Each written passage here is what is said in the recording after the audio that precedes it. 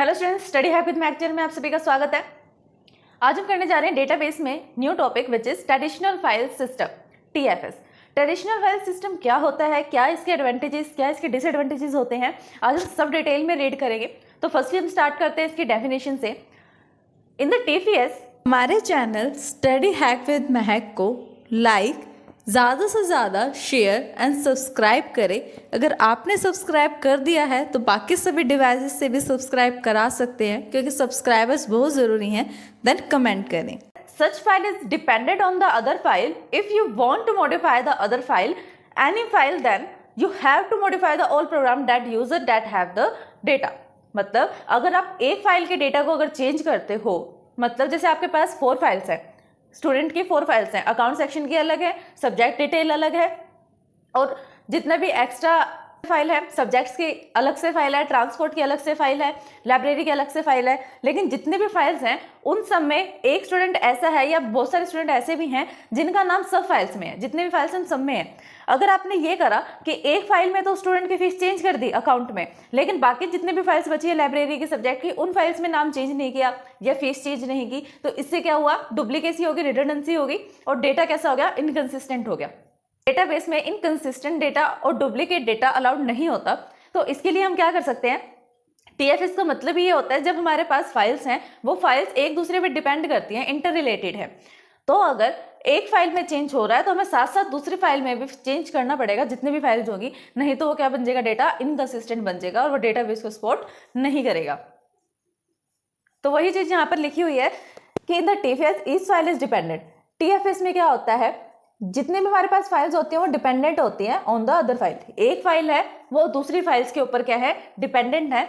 If we want to modify the other files, अगर हम किसी दूसरी फाइल को मॉडिफाई करने का ट्राई करेंगे, देन हमें क्या करना पड़ेगा, जितने भी फाइल्स आपस में इंटरकनेक्टेड हैं उन सबको चेंज करना पड़ेगा। This type of organization was simple to operate and better location control, but the organization of the data at the higher level. मतलब ये टीएफएस जो फाइल सिस्टम है हमारे पास, ऑर्गेनाइजेशन है, ये क्या है, इजी टू ऑपरेट तो है, सिंपल टू ऑपरेट है, और ये बेटर है सिर्फ लोकल एरियाज के लिए, लोकल काम के लिए। लेकिन जब हमें हायर अथॉरिटीज, हायर वर्किंग के लिए चाहिए होता है, देन हम किसका यूज करते हैं, डेटाबेस मैनेजमेंट सिस्टम का। एक स्मॉल से जैसे कोई स्कूल है तो स्कूल के अंदर टीएफएस चल सकता है कि नोटबुक्स में या बड़े बड़े रजिस्टर्स है उनके अंदर रिकॉर्ड है, लेकिन एक पूरी यूनिवर्सिटी का रिकॉर्ड आप नोटबुक्स में या रजिस्टर्स में तो नहीं रख सकते। उसके लिए तो आपको डेटाबेस की नीड पड़ेगी, डिजिटलाइजेशन होने की नीड पड़ेगी कि आप कंप्यूटर सिस्टम में डेटाबेस का यूज करके अपनी डिटेल को सेव कर सको। और नेक्स्ट लाइन में ये कह रहा है कि टीएफएस को हम यूज तो कर लें, स्मॉल सिस्टम में तो ये चलेगा, डेफिनेटली चलेगा, लेकिन जब हम इसे हायर लेवल में यूज करते हैं, हायर सिस्टम्स में यूज करते हैं, देन ये क्या हो सकता है, बिट कॉम्प्लेक्स, थोड़ा सा कॉम्प्लेक्स हो सकता है, क्योंकि जितनी भी ज्यादा डिटेल्स होगी अलग अलग रजिस्टर्स में, उन रजिस्टर्स को अपडेट करने का काम जो है वो बहुत ज्यादा कॉम्प्लेक्स है। इसलिए हम क्या कहा, डिसएडवांटेज है कि जितना भी ज्यादा लार्ज लेवल पे हमारे पास डेटा होगा हम उससे मैनेज नहीं कर सकते। इसलिए हम किसका यूज करते हैं, इसके अपोजिट में, इसके कंट्रास्ट में डीबीएमएस का। अब देखते हैं हम टीएफएस की डिसएडवांटेजेस। कौन सी डिसएडवांटेजेस है टीएफएस में, ये कुछ डिसएडवांटेजेस हैं, इसे हम देखते हैं। फर्स्ट है data redundancy, data inconsistency, program dependence, program problem security, limited data sharing, wastage of the labour and the space, difficult to represent the complex object. अब इसे हम डिटेल में रीड करते हैं, इसके डिस्क्रिप्शन देखते हैं। चलिए अब हम वन बाय वन करके इसका डिस्क्रिप्शन देखते हैं कि किसकी क्या डिसएडवांटेज है और क्या इसकी डेफिनेशन है। तो इनमें से सबसे फर्स्ट है डेटा रिडंडेंसी। डेटा रिडंडेंसी का मतलब क्या होता है, डेटा मतलब डेटा, लेकिन रिडंडेंसी का मतलब क्या होता है, रिडंडेंसी का मतलब होता है डुप्लीकेसी, डुप्लीकेट डेटा आना।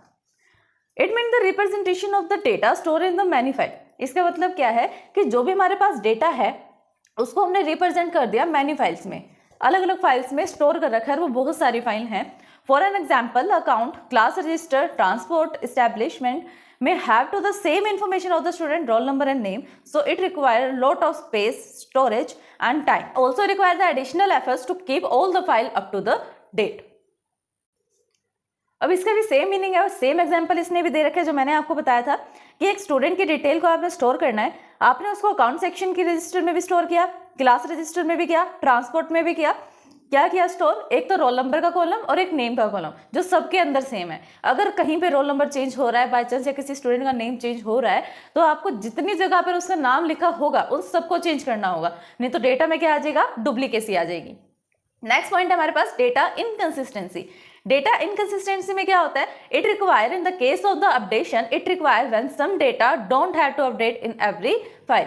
सेम इनकंसिस्टेंसी वाले में भी सेम एग्जांपल है कि अगर आपने एक में डेटा को अपडेट कर दिया लेकिन किसी दूसरी फाइल में अपडेट नहीं किया जितने भी फाइल्स में वो था, तो इससे क्या हो गया, एक तो डुप्लीकेसी आई हमारे पास, दूसरा हमारा डेटा क्या होगा, इनकंसिस्टेंट हो गया, सिमिलर नहीं रहा सबके लिए। नेक्स्ट है program dependence. Program dependence, there is a no program dependence in TFS, मतलब टीएफएस में कोई भी प्रोग्राम डिपेंडेंस नहीं है, सारे इंडिपेंडेंट है, अलग अलग फिल्टर से रिलेट करते हैं। नेक्स्ट है लिमिटेड डेटा शेयरिंग। डेटा को हम limited data sharing. Limited data sharing में क्या होता है, there is a limited storage in the data sharing in TFS because the each application has is own private copy.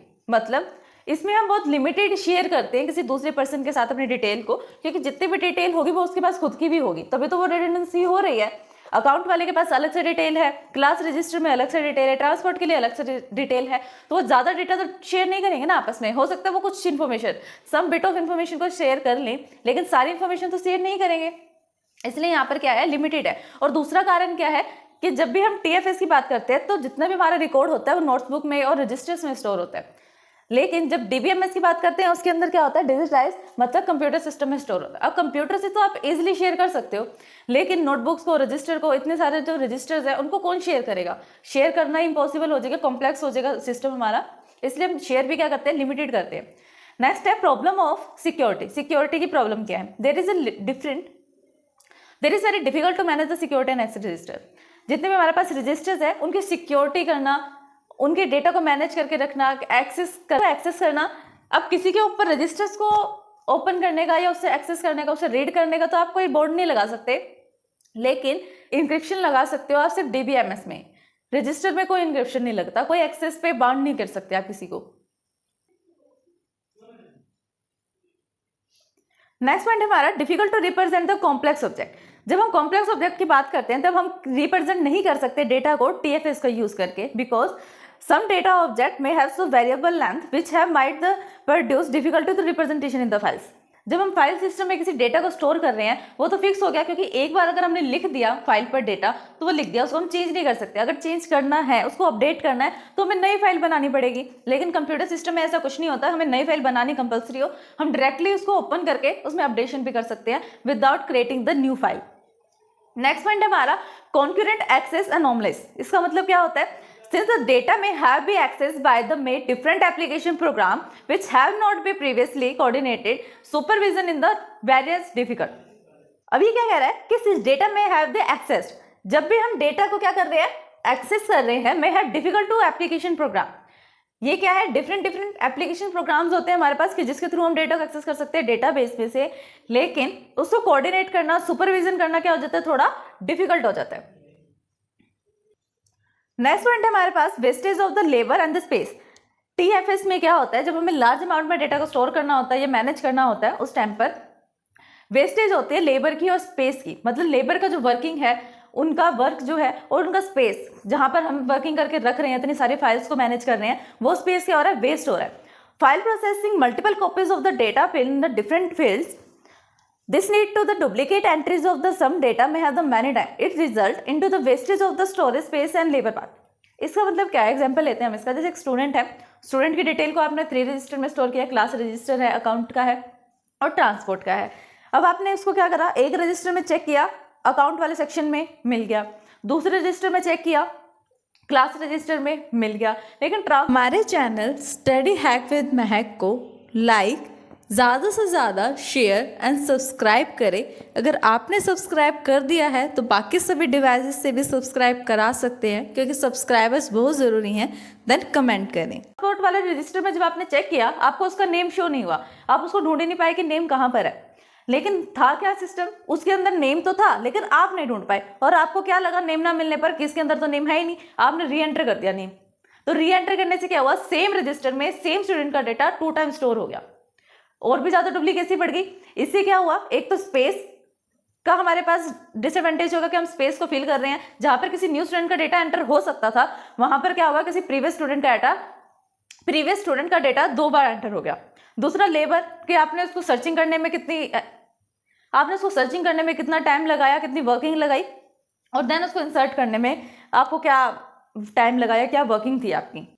तो ये था हमारा TFS सिस्टम। अगर इस वीडियो को समझने में आपको कोई भी परेशानी आती है देन आप हमें कमेंट कर सकते हैं। Thanks for watching my video.